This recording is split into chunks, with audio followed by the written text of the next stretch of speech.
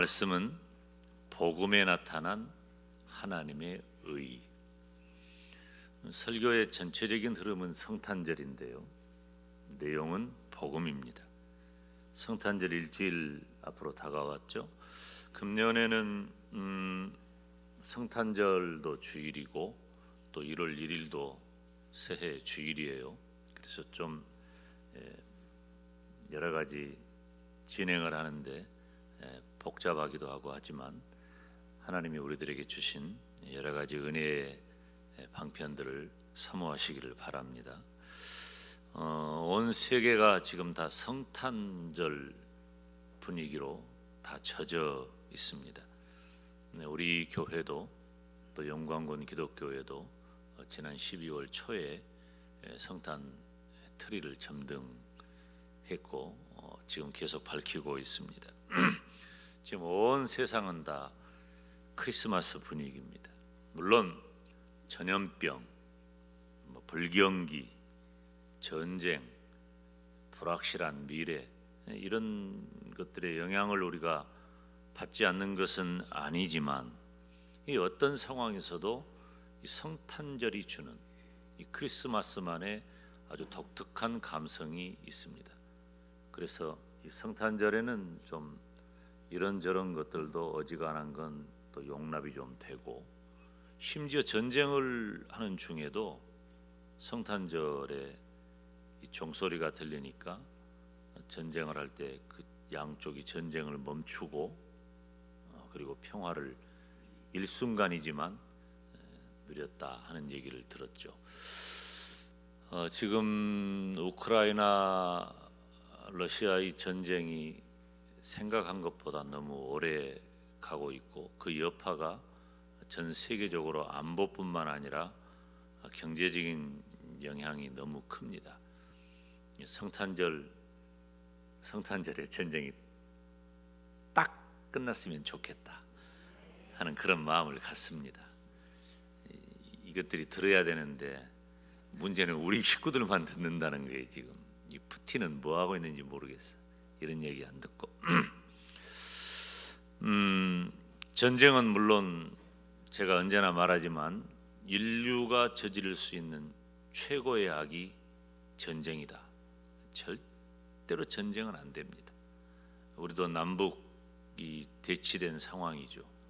본의 아니게 우리는 그런 거예요. 우리가 역사적으로 보면 남과 북이 이렇게 분열이 되고 전쟁을 하고 또다시 분열이 고착화되고 오랜 세월이 이렇게 흐른 것은 우리나라가 너무 힘이 없었어요. 우리 스스로 우리의 미래를 결정할 수 없었기 때문에 세계 열강에 의해서 이런 것들이 형성이 되고 그것을 여전히 극복하지 못하는 남과 북의 정치 체계가 참 우리 민족을 이렇게 분열한 상태로 오래도록 두었습니다. 북녘 땅에도 예수 그리스도의 나신 성탄의 평화가 임하기를 주님의 이름으로 축원합니다. 크리스마스, 성탄절은 하나님께서 사람의 몸을 입고 하나님이신 예수님이 사람의 몸을 입고 이 땅에 오신 날이 성탄절입니다. 정확한 날짜가 12월 25일이냐라고 말하면 그렇지는 않습니다. 그렇지만 그 유래에 대해서 말하는 시간은 아니니까 중요한 것은 성탄절 때 왜 크리스마스를 사람들이 이렇게 떠들썩해 하는가?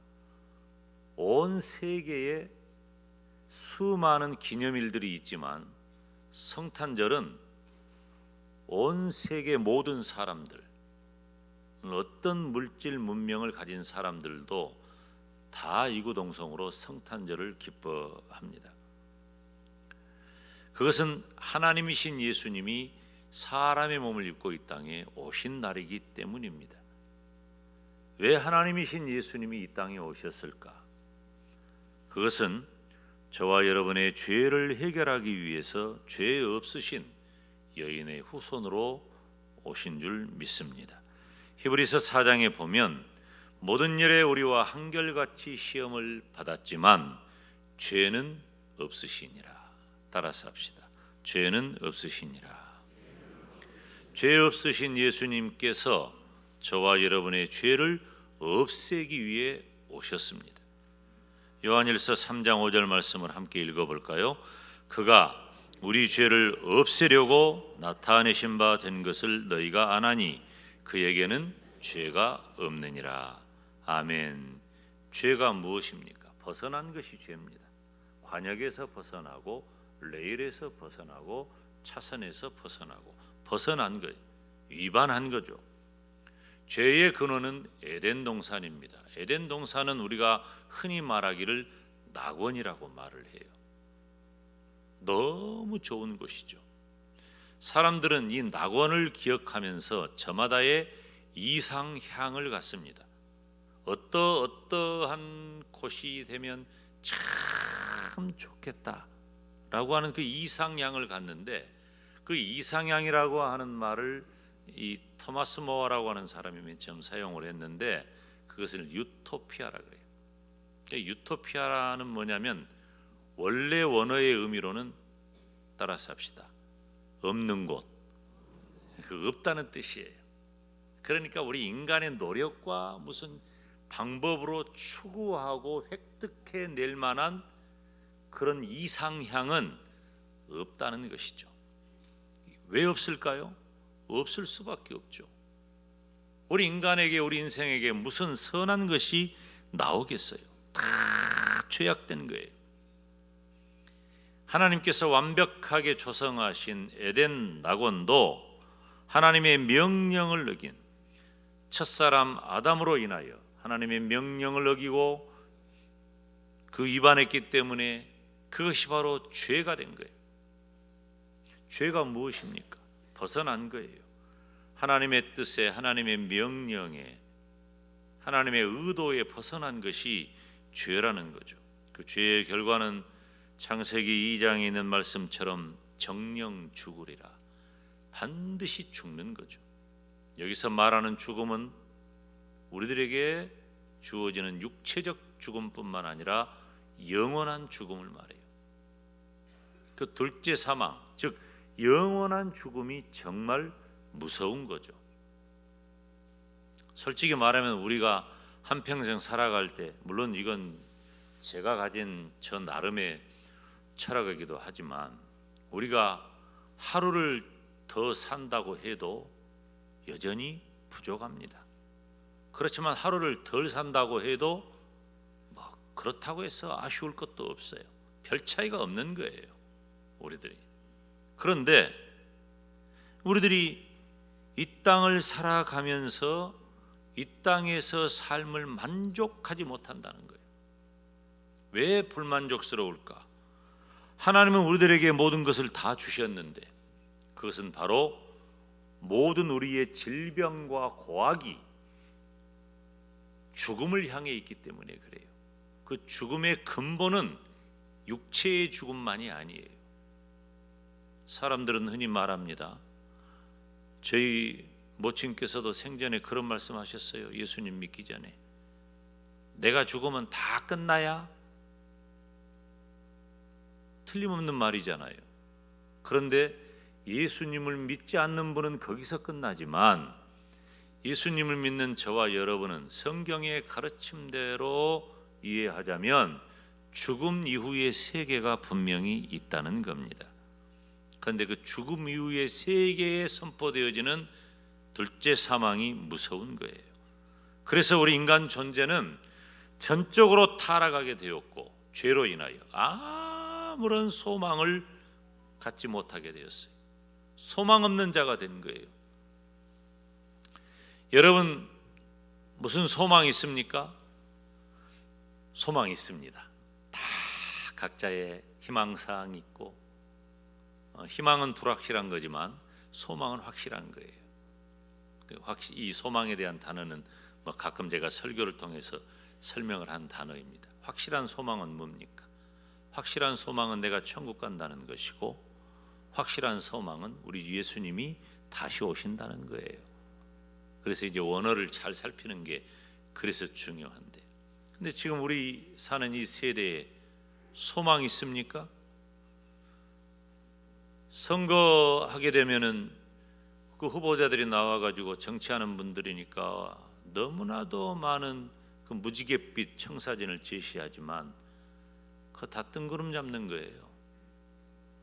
그것 때문에 목숨 걸고 진력하는 사람 별로 못 봤어요. 세상 정치도 하나님이 우리에게 주신 제도이기 때문에 희망을 갖기는 하지만 불확실해요. 우리가 땀 흘려 열심히 일하고 성실하게 최선을 다해서 근면하게 통장의 잔고를 조금씩 늘리고 그것으로 내 생활이, 내 인생의 계획이 조금씩 나아지기를 원하는 것, 우리의 희망사항이에요. 그렇게 되기를 바라요. 그렇지만 그러한 것도 뜬구름 잡는 거예요. 아무리 열심히 운동하고 관리하고 온갖 좋은 건 내 몸에 다 집어넣어도, 그래서 우리가 건강하게 오래오래 살기를 원하지만 그것도 뜬구름 잡는 거예요. 여러분, 이 세상에 우리가 소망 둘 게 어디 있어요? 없단 말이에요. 그래서 인생이 허무하다는 거고 헛되다는 겁니다. 하나님이 없으면 거기서 끝나요. 그런데 저와 여러분은 거기서 끝나는 자가 아니라 하나님을 붙잡은 거예요. 전적으로 타락하여 아무런 소망이 없는 그런 인류에게 예수님께서는 근본적인 문제, 인류가 소망 없게 된 근본적인 문제인 죄를 사하시기 위하여 예수님은 이 땅에 오셨습니다. 레위기 1장 말씀을 보면 그는 번제물의 머리에 안수할지니 그리하면 연락되어 그를 위하여 속죄가 될 것이라. 레위기에는 5 제사와 7 절기에 대해서 기록을 하고 있죠. 그런데 모두가 다 예수님에 관계된 이야기예요. 예수님께서는 레위기 제사의 제물처럼 흠없는 제물로 이 땅에 오셨습니다. 그리고 십자가의 사랑으로 예수님은 완벽한 제사를 드리셨습니다. 십자가의 보혈은 나의 모든 죄를 다 씻으셨고 예수님을 믿는 모든 사람을 다 구원해 주셨습니다. 절망 중에 있는 인류에게 소망이 생긴 겁니다. 예수님께서 나의 죄를 다 사하시기 위해 이 땅에 오셨기 때문입니다. 그렇기 때문에 크리스마스 이 계절은 우리가 소망을 가질 만하고, 그리고 그 소망 중에 즐거워할 만합니다. 그래서 우리는 얼마든지 마음껏 메리 크리스마스 해도 되는 그런 사람이 된 것입니다. 예수님께서는 그 이름대로 자기 백성을 저희 죄에서 구원하시는 분이십니다. 마태복음 1장 21절 말씀을 보면 아들을 낳으리니 그 이름을 예수라 하라. 이는 그가 자기 백성을 저희 죄에서 구원할 자이심이라. 아멘. 다른 그 무엇보다도 예수님은 나의 죄를 사하시기 위해 이 땅에 오셨습니다. 오늘 본문을 기록한 이 바울은 이 로마에 있는 성도들에게 이 기록한 편지가 로마서거든요. 로마에 있는 성도들에게 보낸 편지에서 바울이 가장 강조하는 것은 따라서 합시다. 오직 복음. 오직 복음. 오늘 본문 16절 17절 다시 읽어볼까요? 내가 복음을 부끄러워하지 아니하노니 이 복음은 모든 믿는 자에게 구원을 주시는 하나님의 능력이 됨이라. 첫째는 유대인에게요 또한 헬라인에게로다. 복음에는 하나님의 의가 나타나서 믿음으로 믿음에 이르게 하나니 기록된 바 오직 의인은 믿음으로 말미암아 살리라 함과 같으니라. 아멘. 오늘 본문 짧은 구절이지만 복음이라는 단어로 가득한 거예요. 복음이라는 단어가 등장하기도 하고 그 내용 자체가 온통 복음이에요. 복음은 무엇입니까? 복음은 예수님 이야기가 복음입니다. 그래서 성탄절은 복음이신 예수님께서 사람의 몸을 입으신 성육신하심을 기념하는 것입니다. 오직 믿음은 성도의 구원은 오직 믿음으로만 얻어진다는 사실이에요. 우리가 율법을 지키거나 착한 일을 하거나 무슨 종교적인 어떤 여러 가지 일들을 하거나 세상에 요구하는 것들 너무너무 많아요. 그런데 그런 것들로는 구원을 받을 수가 없다는 거예요. 우리가 제 아무리 대단한 일을 한다고 해도 우리의 구원을 보장하지 못합니다. 로마서 3장 20절 말씀을 보면 율법의 행위로 그의 앞에 의롭다 하심을 얻을 육체가 없나니 라고 그랬어요. 율법의 행위로는 그의 앞에 의롭다 하심을 얻을 육체가 없다고 했습니다. 로마서 10장 10절 말씀을 보면 사람이 마음으로 믿어 의에 이르고 입으로 시인하여 구원에 이른다고 했습니다. 믿음으로만 구원에 이르는 것입니다. 사랑하는 여러분, 구원은 나에게서 가능한 일이 아니에요. 잘 들으세요. 너무나 잘 알지만 제가 계속해서 김 목사가 설교하는 내용이 복음, 믿음, 은혜 이런 주제를 반복하는 이유는 너무나 중요하기 때문이고, 그래서 우리가 여기에 새겨야 돼. 내 뇌 속에, 유전자 속에, 심장에 새겨 넣어야 된단 말이에요. 구원은 내 힘으로 가능한 게 아니라, 따라서 합시다, 하나님의 은혜. 구원은 오직 하나님의 은혜인 줄로 믿습니다. 누구든지 마음으로 예수님을 믿고 입으로 고백하면 죄 사함을 받고 하나님의 자녀가 됩니다. 이 세상에 모든 종교가 얼마나 많아요. 그런데 종교의 의의가 뭐냐면 죽음 이후에 대해서 분명하게 말할 수 있어야 종교라고 하는 거예요. 모든 인간들은 다 죽잖아. 다시 말하면은 내세에 대하여 분명한 결론에 도달할 수 없다면 그것은 가짜예요. 종교라는 표현만. 그래서 어떤 의미에서는 우리 기독교를 종교라고 말하는 것 자체도 거부하는 분도 있어요. 뭐 일순 저는 일리가 있다고 봅니다. 왜냐하면 여타의 종교들과 동일선상에 두고 싶지 않다는 것이죠. 이 세상의 모든 종교는 다 무엇합니까? 구원에 이르기 위해서 어떤 행위를 강조하고 노력해요. 구원에 이르기 위해서. 그것은 인간의 노력과 선행이 매우 중요하다고 생각하기 때문입니다. 그렇지만 우리 인간 존재는 모두 부패하고 범죄했어요. 스스로의 어떤 노력으로도 우리는 구원에 이를 수는 없습니다. 로마서 3장 10절로 12절 말씀을 보면 함께 읽습니다. 기록한 바 의인은 없나니 하나도 없으며 깨닫는 자도 없고 하나님을 찾는 자도 없고 다 치우쳐 한 가지로 무익하게 되고 선을 행하는 자는 없나니 하나도 없도다. 하나도 없다. 여러분, 우리 인간은 모두 다 타락하고 부패해서 스스로 의를 행할 수가 없어요. 주제 파악을 잘해야 돼.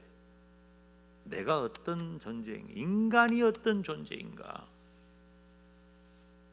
태어날 때부터 악하고 부패하여 살다가 영원한 심판과 형벌을 받게 되는 거예요. 이렇게 얘기를 하면은 애들 막 태어나가지고 아무것도 모르고 보기만 해도 이뻐 죽겠는데 얘가 뭔 죄가 있어요? 그건 뭐 우리들이 일반적으로 생각할 수 있죠.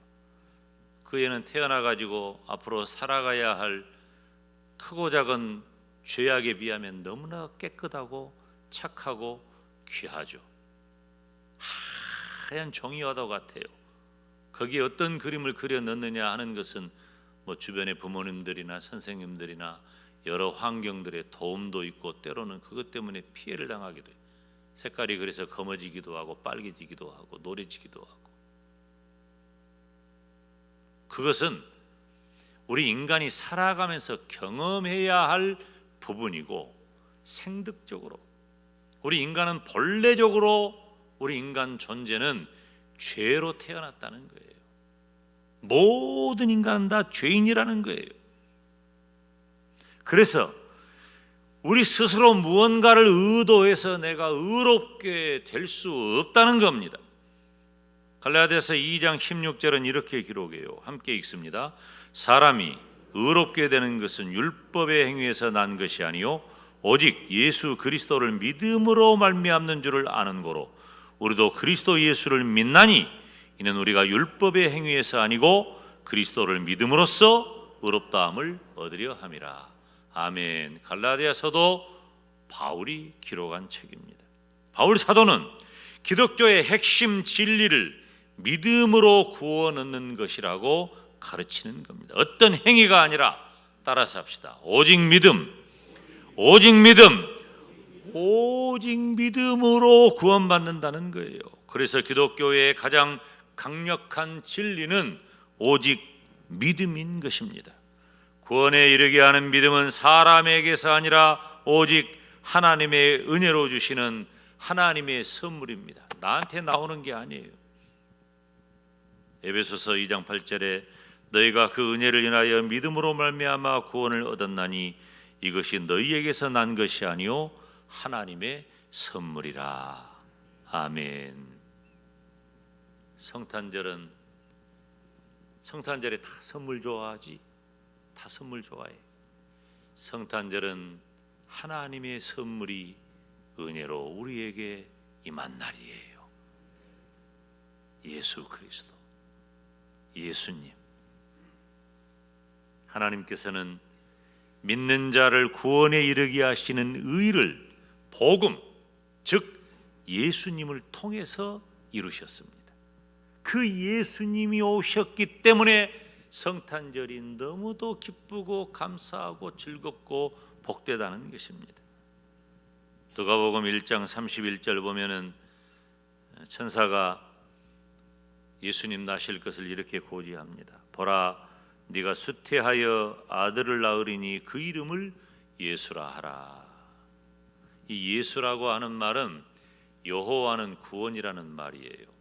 이거 구약 성경에 자주 등장하죠. 대표적으로 여호수아가 그렇고 호세아가 그렇고 예수아가 그래요. 그런데 지금 이 이스라엘 백성들이 바벨론 포로 생활을 할 때 가장 큰 소망이 뭐겠어요? 바벨론 포로 잡혀가가지고 온갖 고생하고 자기 나라도 돌아가지 못하는 그 상황에서 하나님 우리를 구원해 주세요.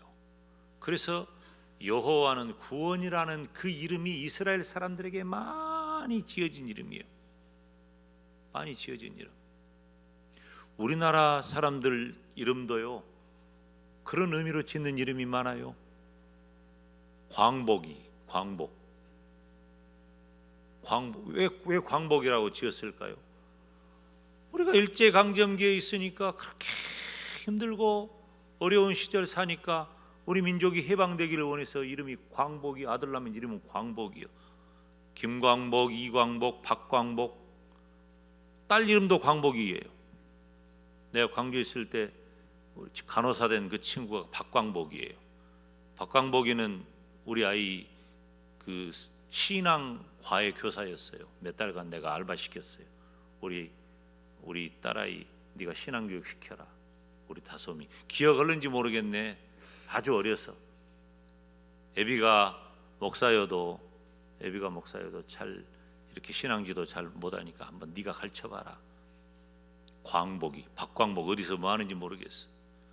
얼마나 우리나라 사람들이 먹고 살기 힘들고 가난하고 고통스러운 시절을 사니까 이름에 복자 들어간 게 많아. 또 복길이, 복동이, 복순이.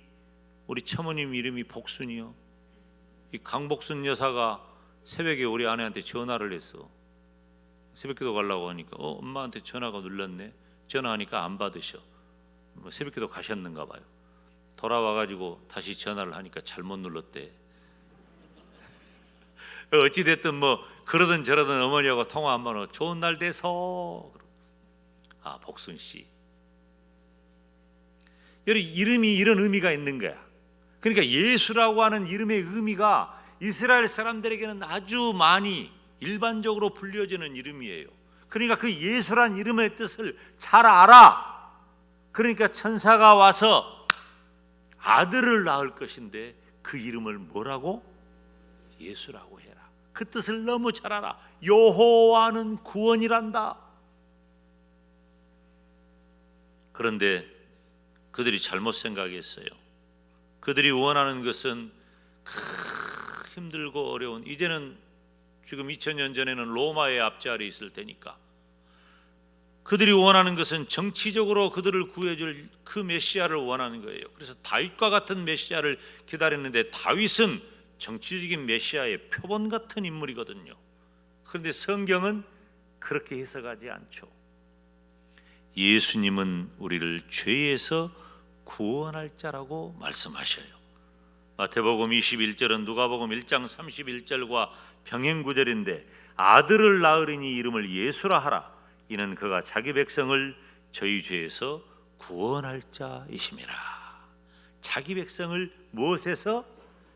근본적인 문제예요. 단순히 나라 뺏기고 억압당하고 고통스러운 시절을 사는 데서 우리가 건져지는 정도가 아니라 근본적으로 죄에 빠진 우리 인생을 구원해내는 문제라는 것입니다. 그래서 사도행전 2장 21절은 누구든지 주의 이름을 부르는 자는 구원을 얻으리라. 아멘. 사랑하는 여러분, 저와 여러분은 나의 모든 죄를 내어놓고 복음이신 예수님을 만나야 합니다. 자기 스스로 착한 사람은, 스스로 의롭다 하는 사람은 예수님이 필요 없어요. 그러니까 예수님 안 믿는 거예요. 다른 방법으로 해결될 수 있다고 여기는 사람은 예수님이 필요 없어요. 그래서 예수님을 안 믿는 거예요. 그러나 우리는 다른 이로서는 구원을 얻을 수 없어. 다른 방법으로는 구원받지 못해. 그 어떤 것을 다 힘쓰고 있어도 나는 여전히 죄인일 뿐이야. 그래서 우리에게는 하나님의 선물, 하나님의 은혜로 주어진 오직 예수님 한 분만이 유일한 우리의 구원자라고 고백하는 것입니다.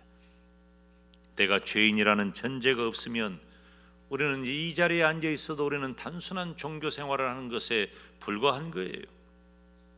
저와 여러분은 예수님께서 이 땅에 태어나신 이유를 분명히 깨닫고 그 은혜를 통해 구원의 역사가 있기를 주님의 이름으로 축원합니다. 성탄의 복된 계절에 복음 되신 예수님을 믿음에 감사하면서 복음에 나타난 하나님의 의가 무엇인지 분명히 깨닫고 복음의 증인 되시기를 주님의 이름으로 축원합니다. 기도하겠습니다.